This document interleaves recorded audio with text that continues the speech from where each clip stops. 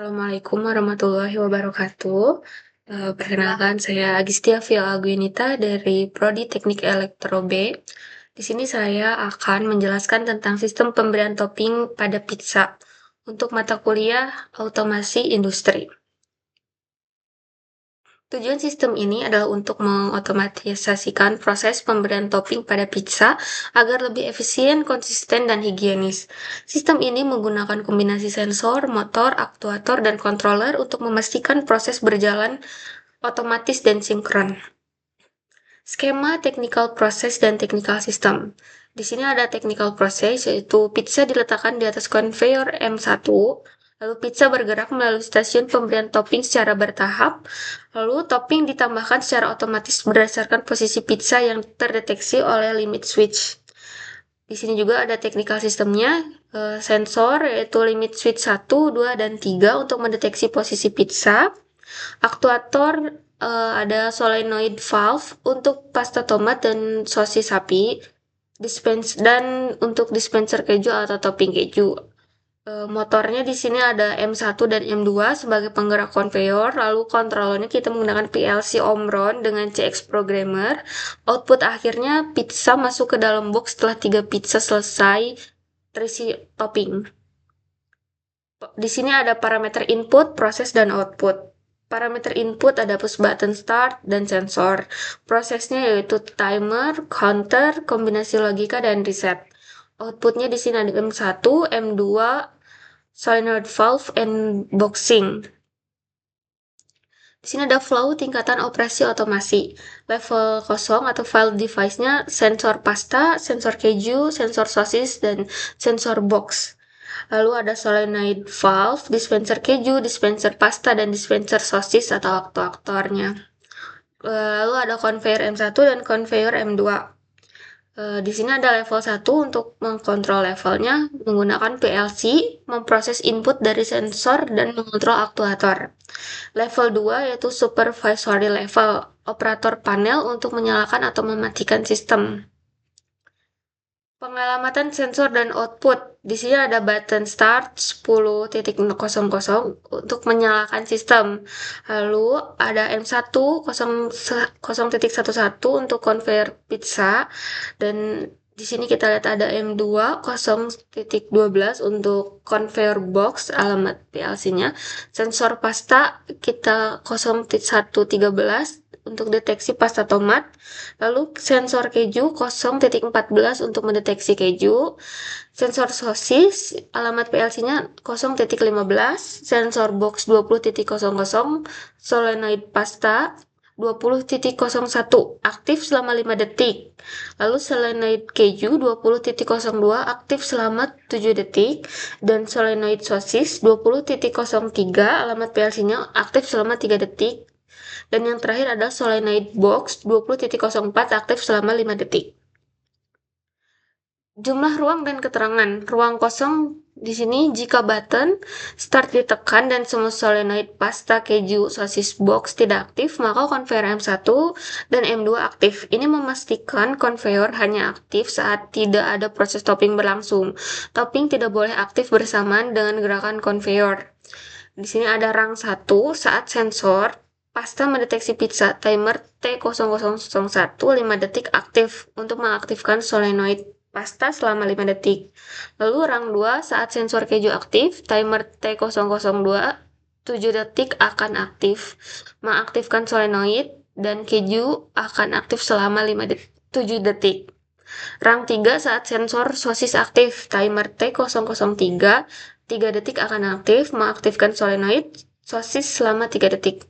Rang 4 jika sensor box aktif dan timer T004 selesai, maka counter CNT0001 bertambah hingga 3 kali. Dan terakhir ada rang 5 jika counter sama dengan 3 dan timer T004 aktif, maka solenoid box aktif selama 5 detik.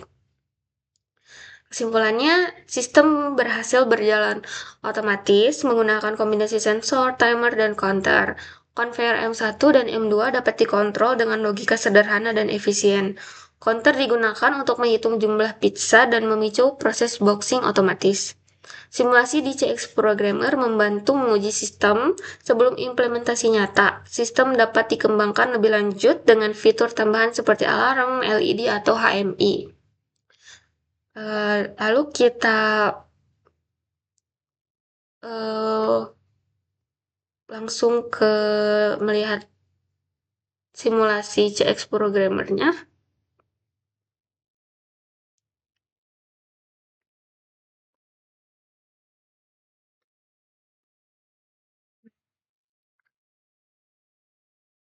Di sini kita bisa lihat untuk simulasi pemberian topping pada pizza menggunakan simulasi CX Programmer. Ketika saat button start ini dinyalakan, konveyor M1 dan M2 akan berjalan. Kita coba nyalakan.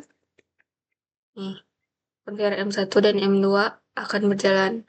Lalu, saat pizza sudah terdeteksi oleh sensor pasta, konveyor M1 ini nanti akan mati dan solenoid pasta ini akan menyala selama 5 detik.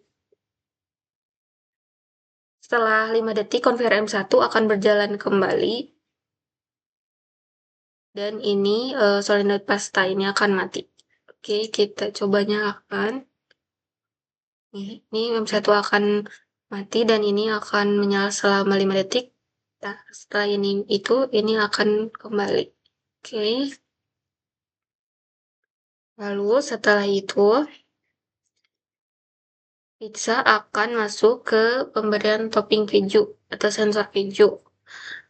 Sama seperti pemberian pasta, ketika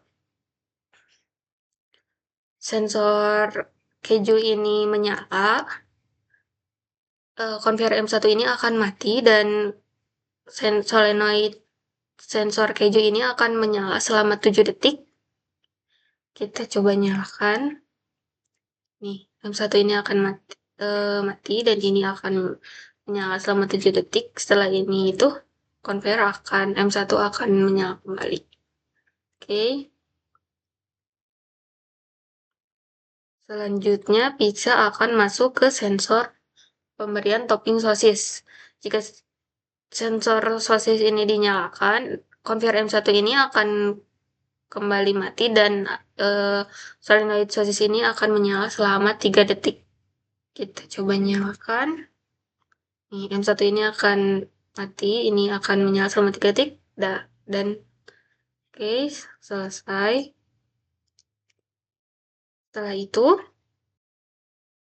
pizza yang telah diberikan 3 topping ini akan melewati sensor box dan sensor box akan aktif saat pizza melewati sensor tersebut, sensor ini, dan akan menghitungnya menjadi 1 piece. Ketika sensor box sudah mendeteksi 3 buah pizza, maka solenoid box ini akan menyala selama 5 detik dan konveyor M1 dan M2 ini akan mati. Setelah solenoid box ini menyala 5 detik, lalu konveyor M1 dan M2 ini akan kembali menyala. Kita coba simulasinya ya.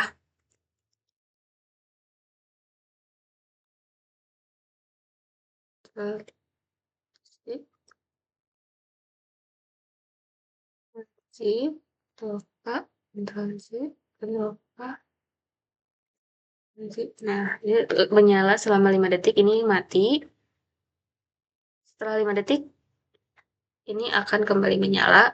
Setelah proses ini selesai, program akan berulang kembali ke proses awal atau ke button start.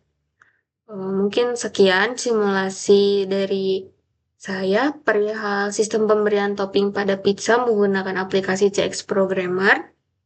Mohon maaf bila masih banyak kesalahan. Terima kasih. Wabillahi taufiq wal hidayah. Wassalamualaikum warahmatullahi wabarakatuh.